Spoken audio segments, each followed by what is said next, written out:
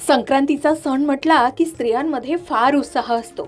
मात्र या उत्साहाच्या भरात सुहासिनी स्त्रियांनी या दिवशी चुकूनही काही रंग परिधान करणं टाळावं.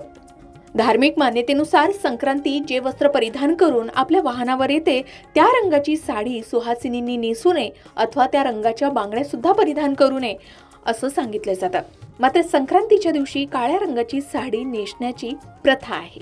पाहुयात संक्रांतीला यंदा कोणता रंग टाळावा आणि काळा रंगच का परिधान करावा यामागे काही आध्यात्मिक आणि वैज्ञानिक कारण सुद्धा. मकर संक्रांती हा सण इंग्रजी वर्षातील पहिला सण असून हा दिवस धार्मिक दृष्ट्या देखील अत्यंत महत्त्वाचा मानला जातो. या दिवशी सुहासिनी महिला पूजा करतात, ओसायला जाताना साज शृंगार करतात. मात्र या दिवशी काही विशिष्ट रंग घालणं टाळावं लागतं असं मानतात. धार्मिक मान्यतेनुसार संक्रांत ज्या वाहनावरून ज्या रंगाचे वस्त्र परिधान करून येते तो रंग सुहासिनींनी परिधान करू नये. आता यामागचं कारण काय बघूया. ज्योतिषशास्त्रानुसार सूर्य हा मकर राशीत प्रवेश करतो तो काळ असतो मकर संक्रांतीचा. त्यामुळे या दिवशी सूर्यदेवाची देखील अर्घ्य देऊन पूजा केली जाते. सुहासिनी स्त्रिया या दिवशी छान साज शृंगार करतात. हातात बांगड्या, गळ्यात मंगळसूत्र, कपाळी टिकली, केसात गजरा मारून सजत असतात. मात्र संक्रांतीच्या दिवशी सर्व विवाहित महिलांनी एका गोष्टीची काळजी घेणं फार महत्त्वाचं मानलं जातं. मकर संक्रांतीच्या दिवशी दरवर्षी एक असा रंग असतो जो परिधान करणं टाळतात. त्यामागचं कारण म्हणजे धार्मिक मान्यतेनुसार मकर संक्रांती जे वस्त्र परिधान करून येते त्या वस्त्राच्या रंगाचे कपडे किंवा साडी किंवा बांगड्या सुहासिनींनी परिधान करू नये असं सांगितलं जातं. यंदा मकर संक्रांती पिवळ्या रंगाची वस्त्र परिधान करून येणार असल्यानं हा रंग चुकूनही महिलांनी या दिवशी वापरू नये.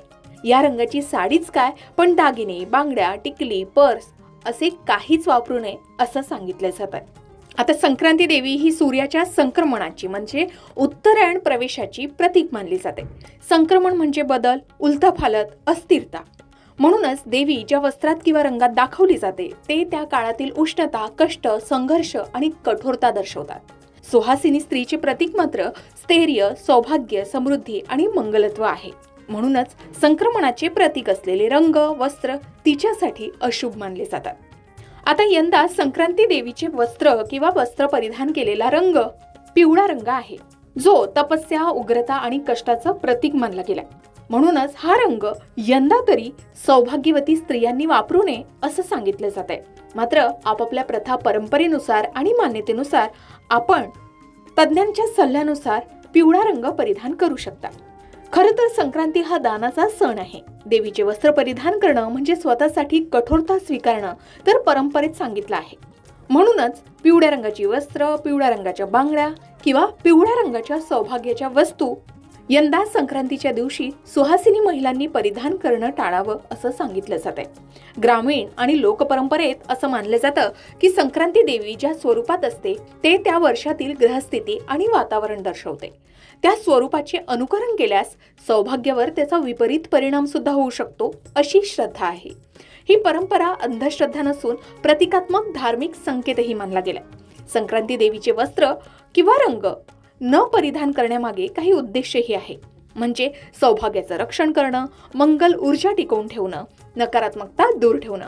म्हणूनच संक्रांतीला सुहासिनी महिलांनी शुभ, सौभाग्यदर्शक रंग परिधान करण्याची परंपरा आजही पाळली जाते.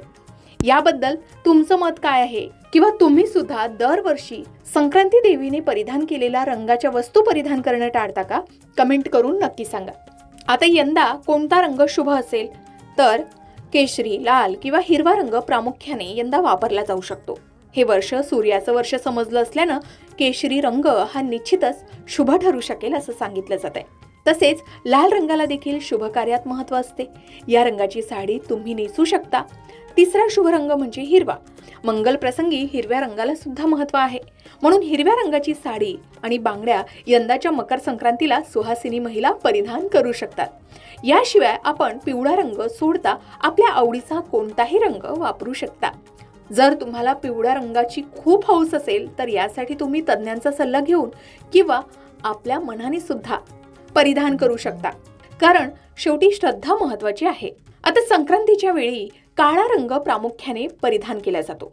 काळा रंग हा प्रामुख्याने शुभ कार्यात वर्ज्य केला जात असला तरी मंगल कार्यात काळ्या रंगाचे कपडे घालत नाहीत। मात्र मकर संक्रांतीला विशेष करून काळ्या रंगाची साडी नवविवाहित सुहासिनी आवर्जून घालतात, हलव्याचे दागिने घालून सजतात आणि फोटोही काढतात। हा काळा रंग परिधान करण्याचं कारण म्हणजे मकर संक्रांती हा सण थंडीत म्हणजे हिवाळ्यात येतो। काळा रंग हा उष्णता शोषून घेतो, त्यामुळे या दिवशी काळ्या रंगाची साडी अनेक महिला नेसतात। तर यंदा संक्रांतीला कोणत्या रंगाची साडी नेसू नये किंवा कोणत्या रंगाच्या बांगड्या घालू नयेत आणि कोणता रंग विशेष करून या संक्रांतीला परिधान करावा याबद्दल आपण संपूर्ण माहिती जाणून घेतली। याही व्यतिरिक्त मकर संक्रांतीच्या रंगाविषयी तुम्हाला काय वाटतं कमेंट करून नक्की सांगा।